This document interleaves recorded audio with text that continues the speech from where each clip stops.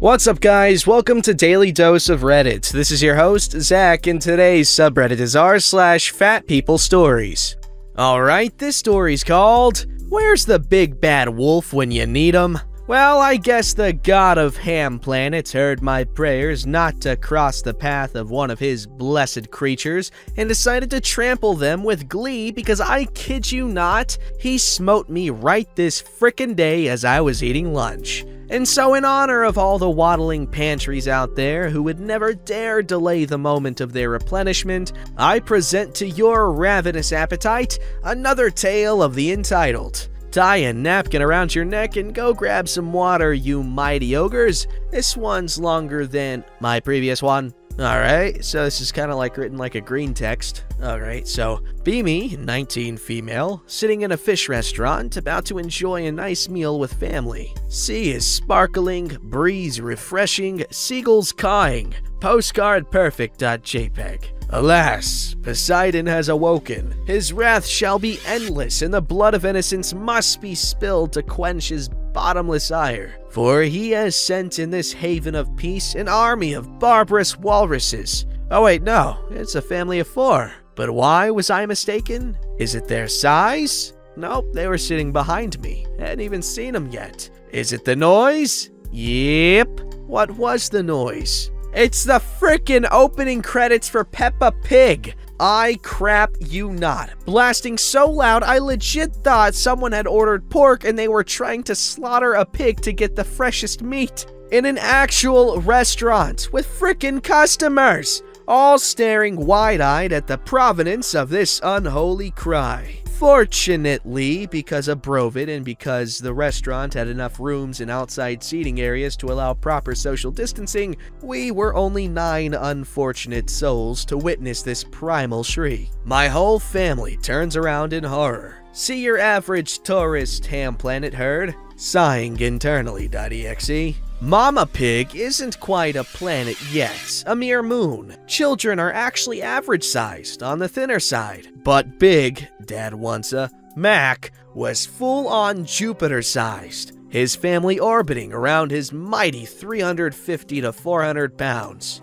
Our face when we see a 3-year-old toddler glued to an iPhone, source of the ruckus. Our face when they didn't turn down the volume. Our face when we realize we'll probably have to listen to snorting cartoon pigs and bleeding sheeps and whatever the hell other animals' noises are blaring from this phone during our entire lunch. My mom says, if they don't turn this down in the next 5 minutes, so help me God, I'll go over there and flip the table over. My mom the badass. Wow. Fortunately, they must have felt the slowly boiling rage of the other 3 tables around them, for they, oh so slightly lower the noise. Atmosphere relaxes a bit. Fish tastes amazing. Restaurant located right across the sea. Also serves as a fish shop, so everything is always super fresh. Enters friendly waitress to clear the Shake Shagger's table. Waiter's universal anthem activated. How was your meal? Hope everything went fine.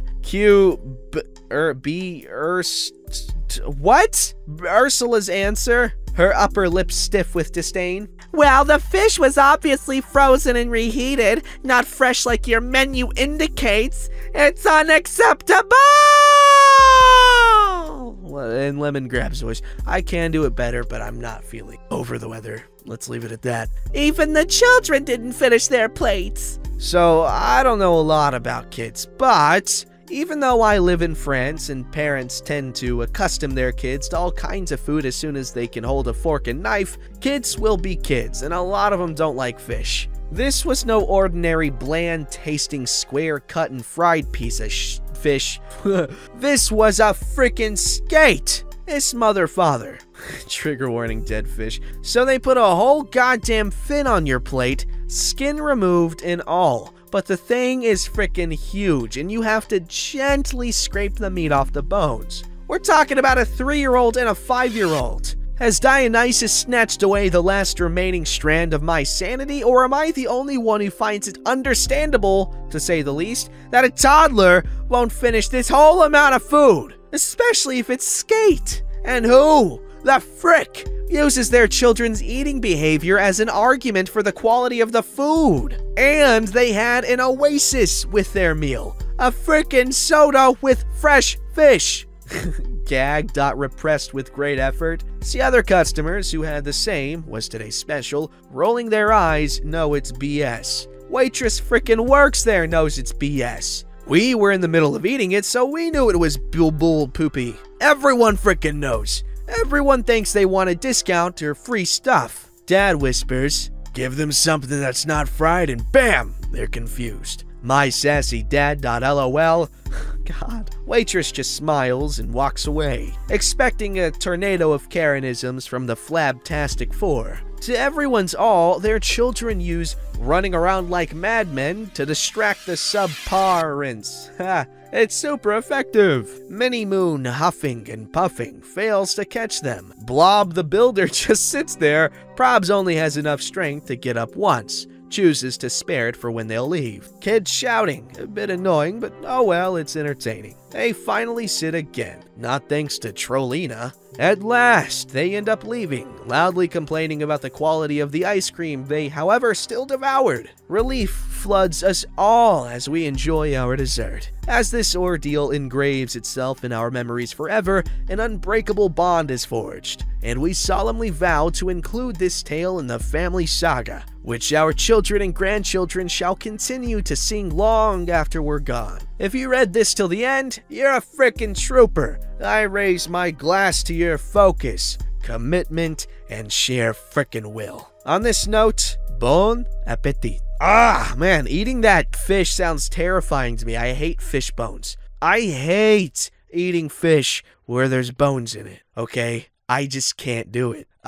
It doesn't taste good enough to justify all the extra effort. Who's with me? Probably a lot of people. Don't get me wrong, I love fish, like, especially if it's in the form of sushi. But this, skate, no. Alright, this story's called Ham Planets Who Don't Have Driver's Licenses. Now, I want to start by saying that there's nothing wrong with not having a driver's license. Taking transit and walking are better for the environment, your wallet, and your health. Before I got my license, I walked and took transit everywhere. I still take transit when I go to certain places such as downtown. I learned when I was 19. I had days where I didn't know if I would be able to do it. But in the end, after taking double the amount of driving lessons most people do, I finally got my license.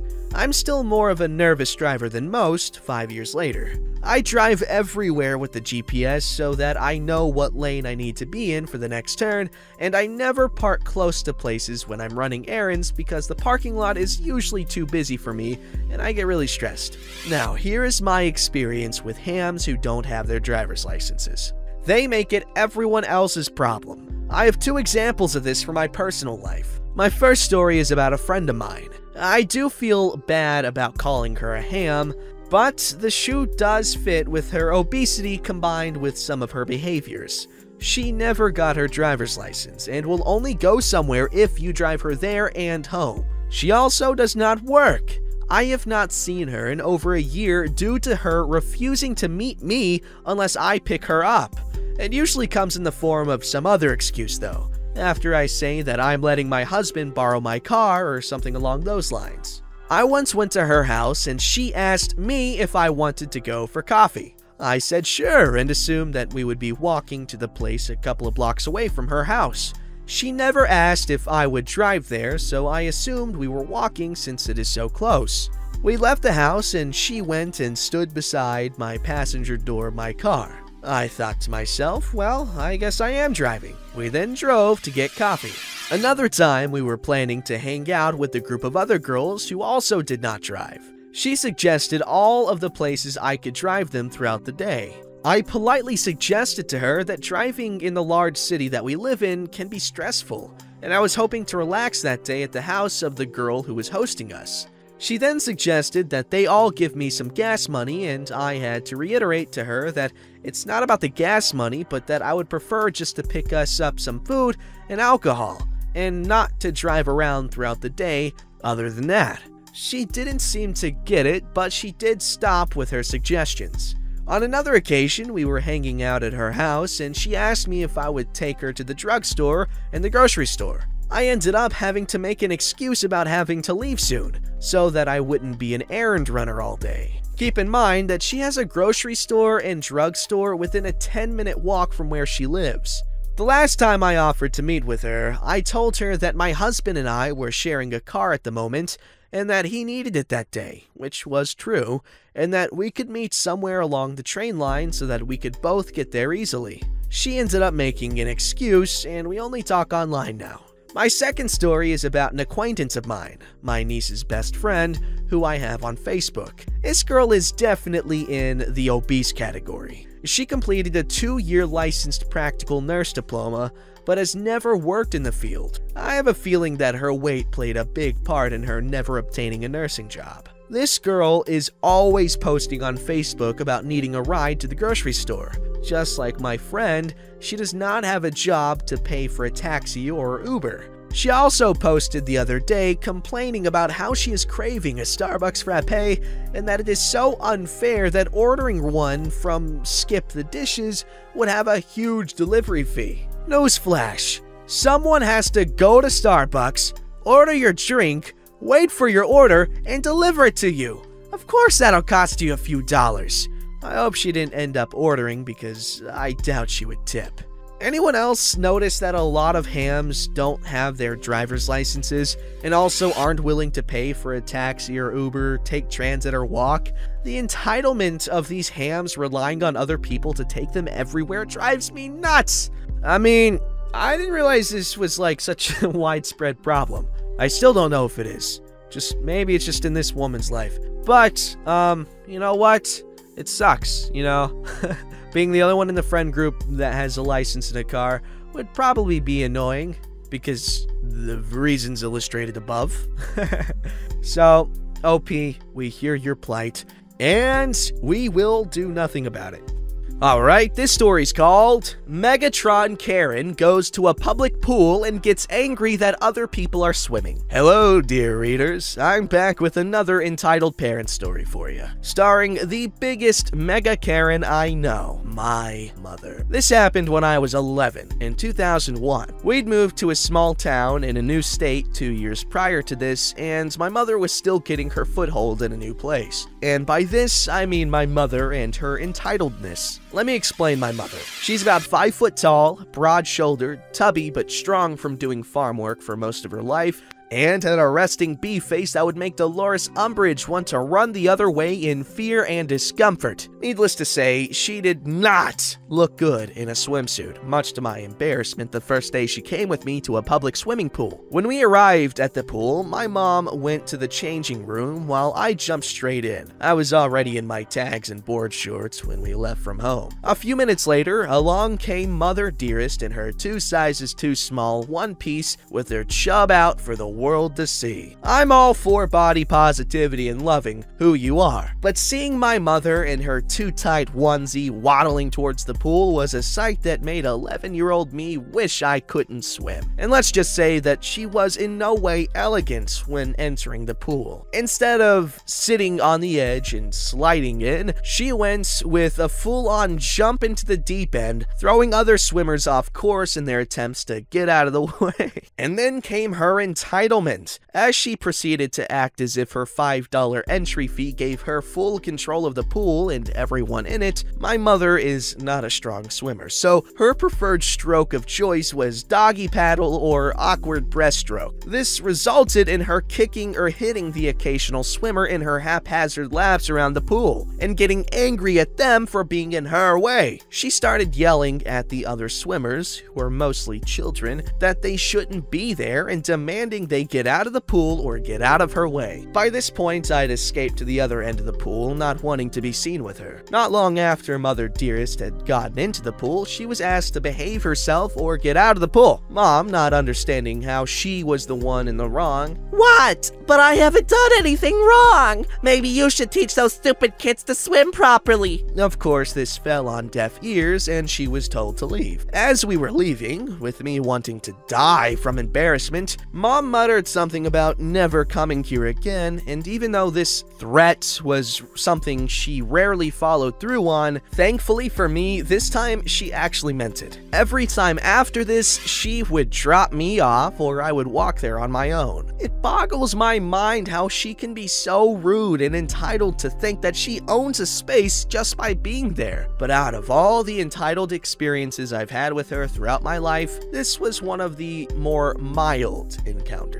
Alright, cut the mild, let's get wild. Post the wild ones. Alright, this story's called...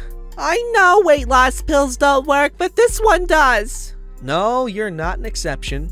This was a while ago about a former friend of mine who is overweight and not very intelligent. Not morbidly obese, but definitely heavy. He informed me during a group lunch that he was on a weight loss journey, and I congratulated him. I gave him a bit of advice here and there about diet and exercise.